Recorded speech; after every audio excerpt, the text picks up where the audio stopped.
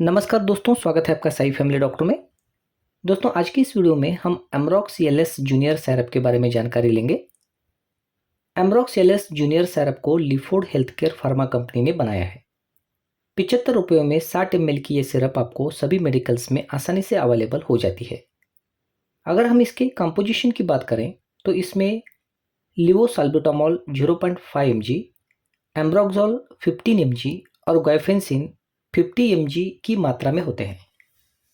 दोस्तों, अगर हम एमरॉक्स एलएस जूनियर सिरप के उपयोग की बात करें तो इस सिरप का उपयोग छोटे बच्चों के बलगम वाली खांसी, निमोनिया, ब्रोंकाइटिस, अस्थमा जैसी कंडीशंस में करते हैं। ये नाक, सांस नली और फेफड़ों में जमे हुए बलगम को बाहर निकालती है, जिससे बच्चे को आराम मिलता है।